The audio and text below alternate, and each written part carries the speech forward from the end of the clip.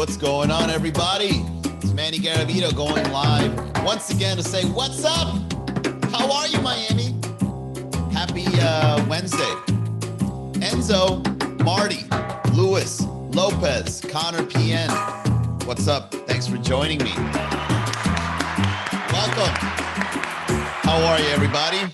I hope you guys are having a great Wednesday so far, because I have been feeling great recently, and I'll tell you why. In case you don't know, I'm experimenting with my body this year. Get this, in January, I started drinking all the way up until the end of March. Now that it's April 1st, I stopped drinking for a little while, for 90 days.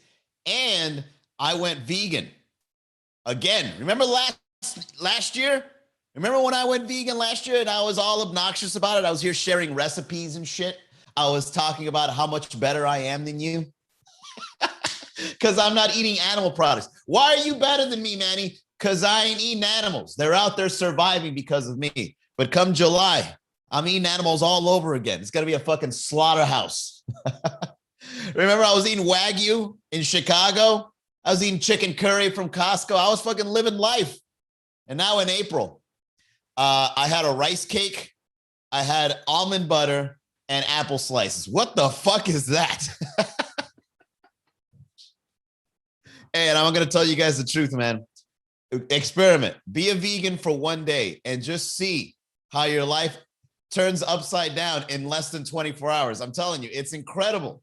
It's incredible to see how you dying of starvation allows you to live your best life. You know what it is? You know, when you're on your last breath, like you're on your deathbed, and people say that they have visions of how they wish they would have lived their life. I think that's what happens when you go vegan. When you start eating like a little bit and very healthy, your body thinks it's going to die. So it starts living life a lot better. Like, oh, it's going to be my last day. I better enjoy myself. Hey, Woodhouse. What's up, man? Thank you so much, Woodhouse, for the badge. By the way, if anybody out there wants to support this new vegan diet, go ahead and pitch in on the badges. All right. I'm going to go out and I'm going to buy 89 cents worth of fruit. And that's going to be my lunch tomorrow. Oh, man. Yeah, man. Today, lunch was 2 rice cakes, almond butter, and apple slices. I was almost laughing at myself while I was slicing the apple. I'm like, I almost like play pranks on myself, cutting up fruit. I'm just laughing, cracking up in the kitchen. Like, I'm eating an apple. Oh my God, I can't believe it. I'm eating an apple for lunch. Oh man. All right, so let's get down to it, guys. I want to talk about yesterday. Yesterday was an amazing podcast episode. For those that missed it, great conversation. Go back to the archives, miamicomedy.com/podcast. Listen to yesterday's episode on how to read people. Oh, what a great chat. So I figured I'd double down and bring up another conversational topic. Let's talk about Miami housing. How are you living, guys? Put it on the chat. Are you in a leased home? Are you a property owner? Do you have a mortgage? Are you homeless, but you can afford 5G? Let me know. Put it on the chat. How are you living in Miami? I posted a meme today about how all the people from all the cities that are on lockdown have moved to Miami recently. And let me attest to that, because I live in a city where the comedy scene used to be non-existent. All right. I brought up Miami comedy to a certain level, not to brag, but then now that the pandemic is like coming to a close, or at least we hope, everybody is now coming to our city to perform comedy. Right. And I've realized that now, even though Miami is already fucking saturated with the housing, right? The prices and the homes in Miami, whether you're renting or buying, they're just fucking skyrocketing. It's almost like Ocean Drive, the same thing that Ocean Drive does to restaurant prices. Like when you buy calamari, it ends up being $80 for some reason, is the same way when you buy a 1 bedroom. You think you're going to spend $1,200, but it ends up being $2,800. Hey, wait a second. This is a 1 bedroom. You got HOA fees, you've got taxes, and then you've got mystery fees on the area that you live in. Next thing you know, they start gouging up the prices for all the places here in Miami, and people are still moving in here. How? What's your secret, Miami? How can you be so overpopulated and yet so expensive? It's almost like a magic trick. Miami is overpopulated and expensive. How? I know damn well 60% or more of people living in this city are living check to check, and yet you still can afford these prices. What is it? Oh, are you living with other people on a 1-1 bedroom? That's like a prison. If you're living with somebody else in a 1-1, how? You know who does that? The ladies. The ladies do it. Have you ever hung out with a girl that has like 18 roommates, but it's a two bedroom, 1 bathroom? You guys must have gone on a date with somebody that lives like this. You know what I'm talking about, when you got a whole bunch of roommates and then you walk in, it's like, how the fuck are you? It's almost like the clowns inside that little compact car in the circus. You know, it's like, how the fuck did you fit so many clowns in there? How the fuck did you fit so many roommates in a 1-1?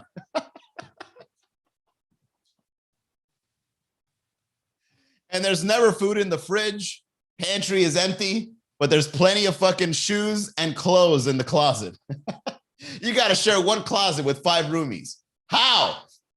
You got to give them props, man. That's just how they are. OME, welcome. Jonah, Mocha, Nephlin, Kirsten, Tony. All right, man. We got a good show. Hey, how are you guys living, man? Put it on the chat. How are you guys living in Miami? Is it a rental? Are you a homeowner? Do you have roommates?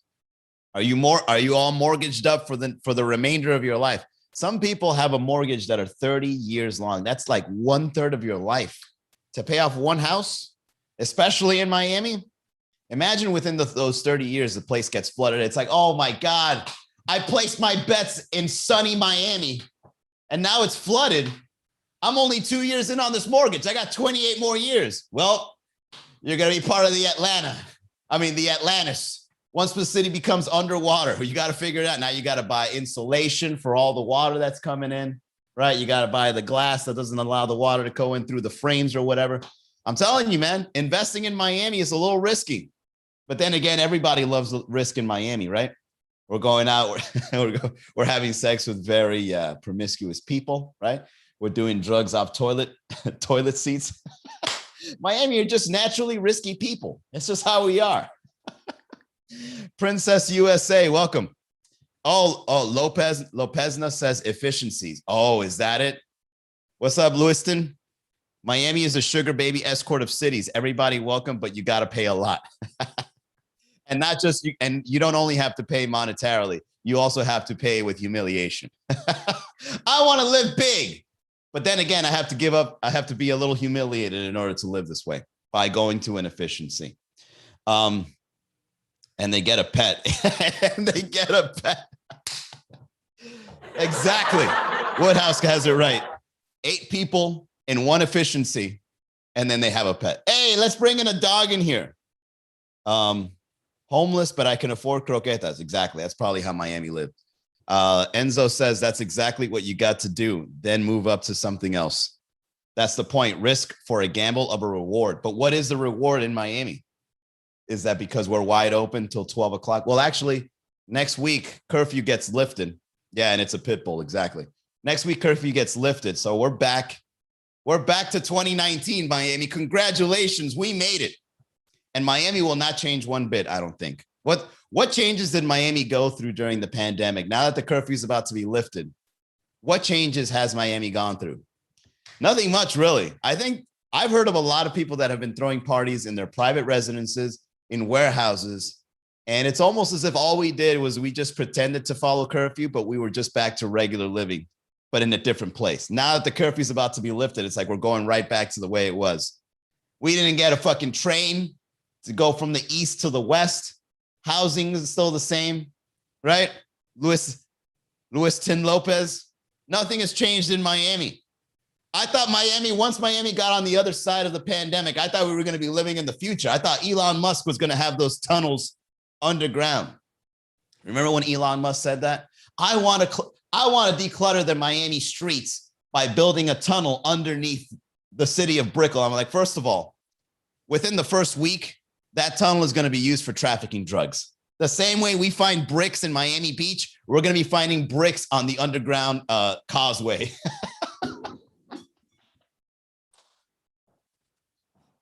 There's going to be so many busts. You think you're going to declutter Miami with an underground expressway? It's going to be clogged up by police cracking down on all the drug deals happening down there. Hey, you know what? I think there's some truth to that. I think if there was an underground expressway in Miami, you're just going to be locked down every single day. Oh, well, we made another drug bust here in the Elon Expressway. Hold on. We got a Facebook comment. You are on point, bro. Thank you, Facebook. I can't see the username. It just says Facebook user, but thank you. I love being on point as a comedian because I'm just making fun of stuff. But every once in a while, all the shit talking I do will eventually touch on something that might be real. Facts. There you go. That one's good too. Facts. Let's see. Spring break was X10 this year. Yeah, it's only going to get worse. I'm going to tell you guys, I have a meme in my head that I've already having like plans on making. I'm going to give you guys some insider creativity here in the comedy game. So somebody in the comments today on the meme said, hey, we're going to go back into curfew once it's Memorial Day weekend. You know what I'm going to do? I'm going to make a meme. I'm going to do I'm going to get a photo of my face and I'm going to crop it onto the body of Marty McFly on the Back to the Future. You know, when he's like walking out of the DeLorean and he's looking at his watch like that, I'm going to crop my face into the body of that. And it's going to say back to the curfew. And I'm going to make it an NFT. I'm going to go out into the crypto world and I'll make it an NFT because I know somebody out there is going to steal my idea. So you got to fucking timestamp that shit. Jonah N says, there is the Miami Port Tunnel. And guess what? It was closed last night. Gee, I wonder why. I'm telling you guys, Miami is like a really fucked up place to live in, but we love it. We can't change it, right? Look, I'll be honest with you guys. I live in a garage, all right?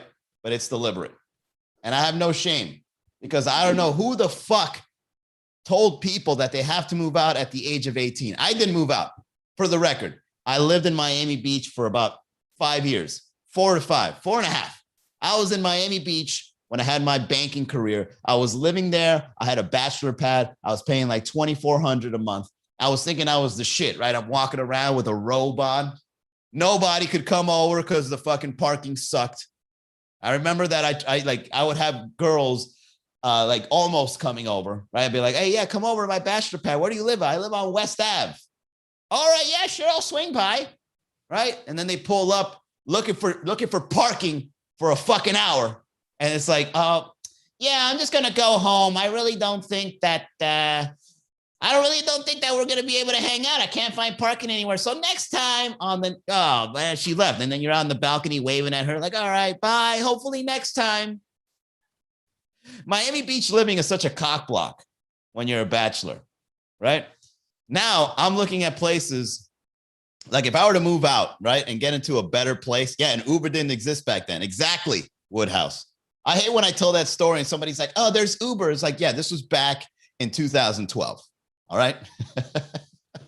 Was Uber around in 2012? I don't think so.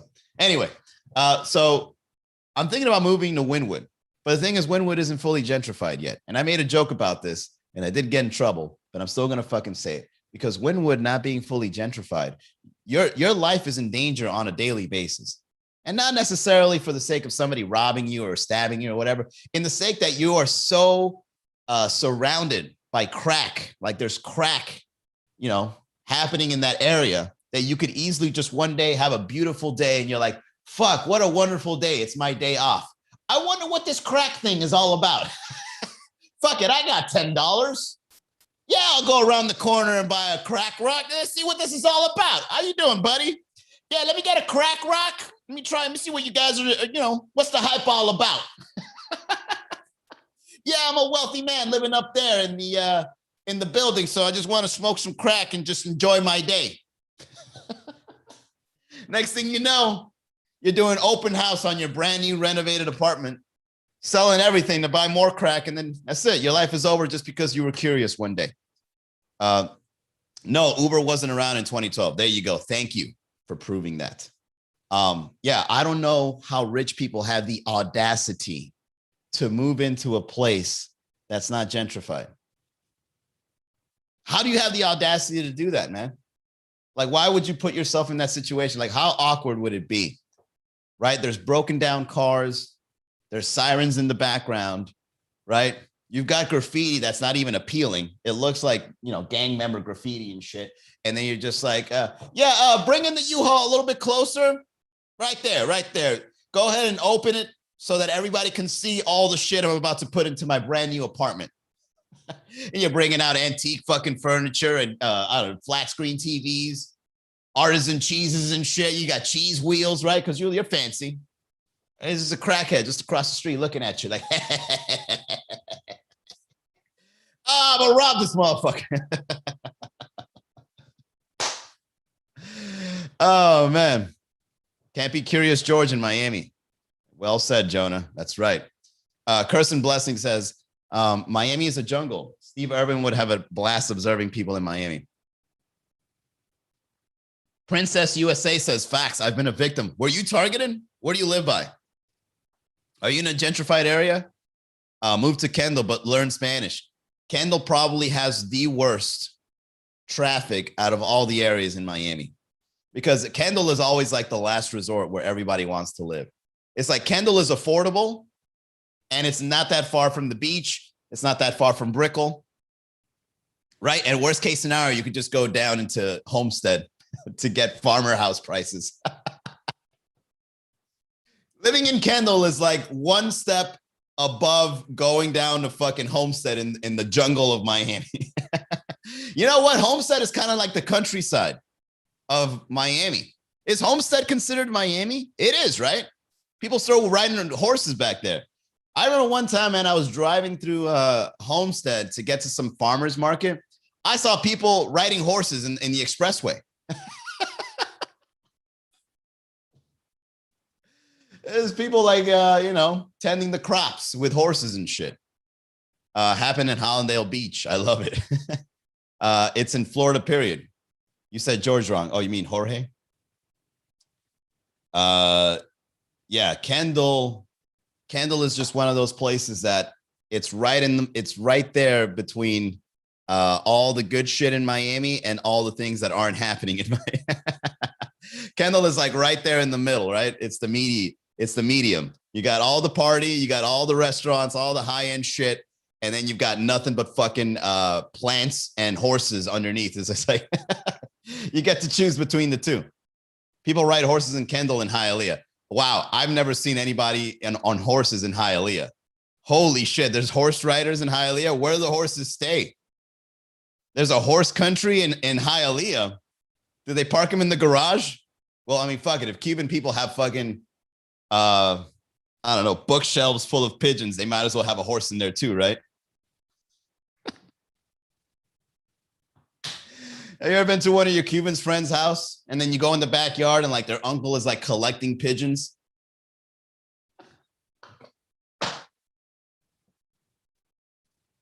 Have you guys seen this?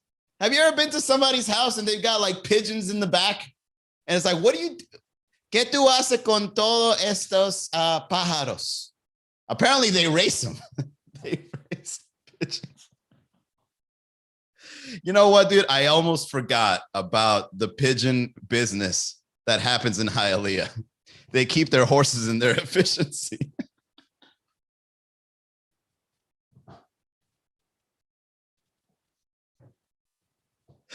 Oh, you guys are on a roll tonight, man.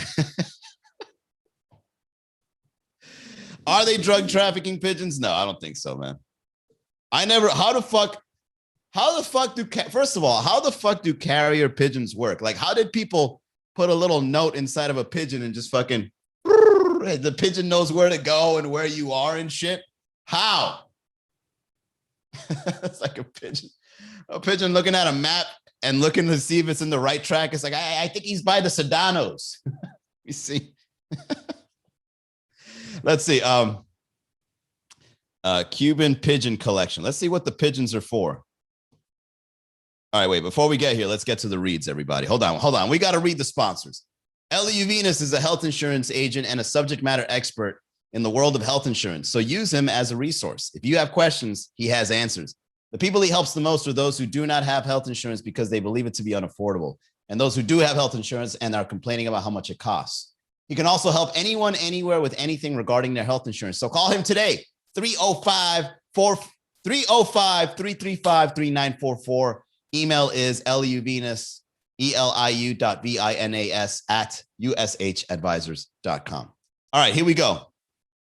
You Google Cuban pigeon and it's right there. It's the first hit. Cuban pigeon is, there are around 12 species of doves and pigeons found in Cuba. Oh, shit. Doves and pigeons have small heads, plump bodies, short necks, and small bills with soft flesh covering at the base. Yeah, Cuban pigeons are built like Cuban folks. You know, they eat a lot of tostada in the morning, right? A lot of carbs early in the AM. The pigeons have small heads, plump bodies, short necks, and small bills. Whoa. Dude, we're having so much fun today. This is awesome. They have a ring of skin around their eyes that can be red, yellow, blue, or white. Red, yellow, blue, or white. Well, red, blue, and white. That's the Cuban colors right there. He's also Cuban. A guy at my job enters his birds to compete in pigeon races. Yeah, I think that's what it is. I think that's what they do. I think that's why they have those collections of pigeons in the back. Winner gets a pan con tortilla. Yeah, I think, bro, hold on. Let's go ahead and talk about the health of Cuban folks. Yo, shout out to all my Cuban friends out there here living in Miami. But let me tell you guys something, man. You guys eat a lot of carbs. How the fuck? That's why your lifespan doesn't go that far out there, man. You guys eat you ever been to a Cuban cafe? Have you seen like the treats? It's nothing but straight up carbs. Coco frito, tostada. I don't know. They got other renditions like flan. It's just bread on sugar on bread and sugar. Refined. Straight up carbs. Croquetas, right? Full of carbs. Some protein in there too. I thought my neighbors were just crazy. Can't believe more Cubans do this. No, this is actually a thing because when I used to go to my friends, more than one, I've been to many Cuban households that have this, where they have a lot of pigeons in the back, and it almost seems like there's so many pigeons, it seems like it's illegal. What the fuck is going on here, man? You guys selling these? You guys are smuggling them? Do these pigeons have papers? Are they from Cuba? Imagine ICE cracking down on these pigeons. Yeah, these are one of the 12 species of the Cuban pigeon population. We had to crack down on this guy's house. Let's see. Cuban pigeon racing. Here it is.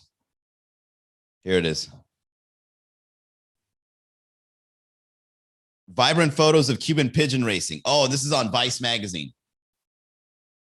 Greatest Cuban invention is pizza pastelitos. I need a seat at the pigeon race ASAP. Yeah, it's only going to last 30 seconds. They're just going to open the fucking cage. Pigeons just flying everywhere. And that's it. The show's over. Okay, ya se acabó. Todo mundo para casa. Vibrant photos of Cuban. Nearly 2 years ago, I met a man named Erislandi.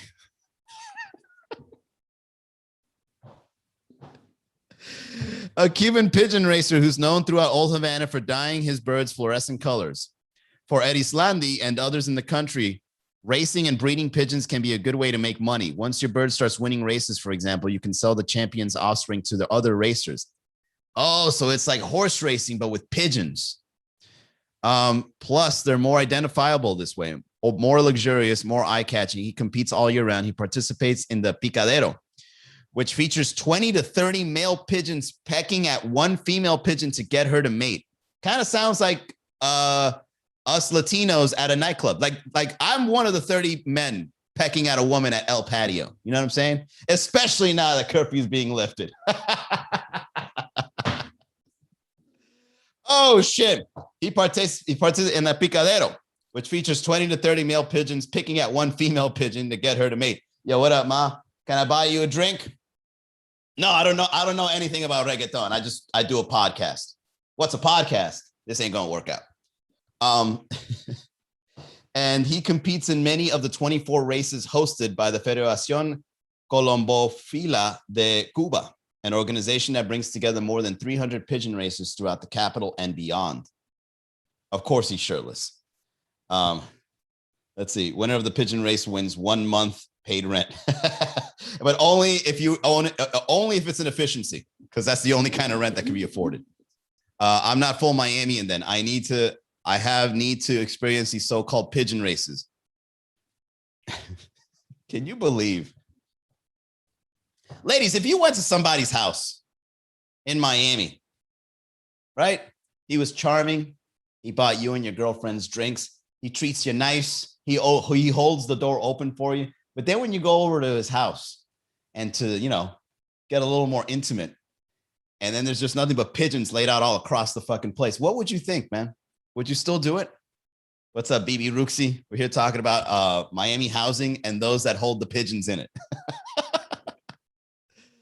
Oh, shit. I was lucky enough to witness one of the races. People place their messenger pigeons all across Cuba at different destination points and then release them at the same time. Whichever bird returns home with the greatest distance and time is declared the winner. But how do you know the distance? Oh, it's because like they have 2 homes. So, oh, wait, I get it. So, all right. So I think this is how it works. I think pigeons have a home. And then what they do is they take them away from their home, right? And then they release them to see which one would go back to the home the fastest. Oh, that's why. No wonder you have so many pigeons. It's because you got to race them all. It's like, all right, everybody, let's ready for the race. Give me your winning pigeon. Give me your winning pigeon, right? And then everybody like pitches in on a pigeon. Whoever is hosting the race brings them home, makes it a home. And then it's like, all right, we've been here for 3 weeks. Ready? I'm going to go drive 5 miles that way. And let's see how long it takes for them to go back home. Hell, I'll probably cheat. I'll switch it. You know what I mean? I'll switch the pigeons up. This isn't my bird. This is your fucking bird. This is your fucking bird. Don't lie to me. All right. It's quite remarkable watching these pigeons. There's still uncertainty about how these creatures are even able to find their way back. I fucking knew it. I fucking knew these pigeons. Well, it's because they're Cuban. I've never seen a Cuban ask for directions, man. Cubans, when you ask them for directions, they know exactly where everything is, every little detail in the map. They don't need GPS. Cubans using GPS. That's why GPS, they never have a voice of a Cuban person. Haga una izquierda, because it's non-existent in a Cuban's reality to get directions from anything other than the details they remember. ¿Dónde tú quieres ir? A la cuarta calle. Ok, vas a ir hasta allá. Ok, y sigues yendo. Y cuando tú ves 3 mangos encima de una casa, porque se cayeron, yo no sé por qué no lo quitaron de ahí. Cuando usted ve esos 3 mangos, haga una izquierda. Right, they know all the Cuban people add chisme to the directions. Y cuando usted ve una casa ahí todo sucio, ese ahí donde vive Eris Lady. Ella no quiere limpiar nada, so esa casa está sucia. Cuando usted lo ve, tú vas a saber que esa es la casa. Y después vas a ver un camión. Está ahí parqueado al lado, todo roto, no lo ha arreglado. Tengo que hacerlo este fin de semana.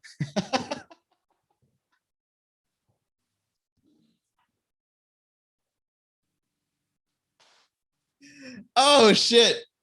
What's up, Moncherie? Jeff Wynn, what's up? Carson Blessing says, my favorite hobby is riding horseback with my rooster on the way to the pigeon race behind my neighbor's efficiency. All right, here we go. That's actually a good one. Let me write that. That's actually a really good joke. I almost didn't catch that one, guys. Cuban people are so good with directions. They add chisme.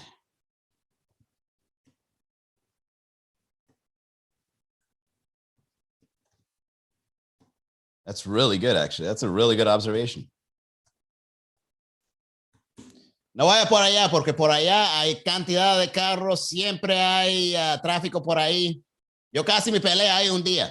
So no vaya por allá, vaya al otro lado.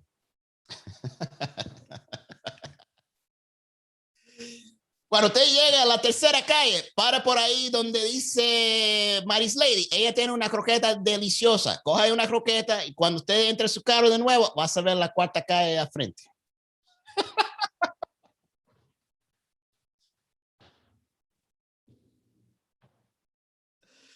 Oh, shit, man. I didn't know my Cuban accent was on point like that. You know why? It's because I never practiced it. And then now that I'm doing it, it's like, oh, shit, I'm pretty good at it. No, you know what it is? My trainers are Cuban, and like they're always talking while I'm working out, right? Like I'm there fucking yeah, they're busting my ass, right? And in order for me to focus on not to focus on the pain of me working out, I listen to them talking amongst themselves. And I pick up on their accent and chisme. Oye, ¿tú viste ese culo para allá? Yo soy undercover hoy. And I'm there just fucking laughing, fucking lifting weights. Like, that's good. That's real good. All right. No, Peaky Pani. I am Frank the Tank. What's up, man? Super sexy teddy bear. What's going on? Colin Sachs, welcome. Along with watching the race, I spent a whole week with Eddie Slandi learning about his breeding and his life as a racer. Wow, he really does paint these birds. They look beautiful, though. Kind of animal abuse-ish, but all right, whatever. They're in cages, too. Yeah, this is a really tough article to look at. These poor birds, they look like they're made out of wood on how painted they are. All right, more power to them. Fuck it. There you go, guys. That is today's episode of the Miami Comedy Podcast. If you know somebody that has pigeons in their house, set those pigeons free. They'll probably go back. They'll probably go back to their cages. Oh my God, there's so many pigeons in here. We got to let them go. This is animal abuse. All the pigeons just go out, do a U-turn, and then come right back into the fucking cages. Hey, that's what they're raised to do. Hey, what can you say, man? You know, these pigeons ain't going nowhere, man. This is home. Hey, today was a lot of fun, guys. If you enjoyed this, go to miamicomedy.com/podcast. Subscribe to the podcast. If you got any ideas on topical conversations, DM me. Check out our comedy shows. Mondays at Red Bar, Tuesday, Sweet Caroline. Wednesdays, we're going to be at Focal starting in May. Thursdays at the Laugh Lounge Miami. Fridays at Fundimension. Saturdays, we're working with a brand new venue. And Sundays, we're over at Tipsy Flamingo. All the shows will be at miamicomedy.com. I'll see you guys next time. Have a great night.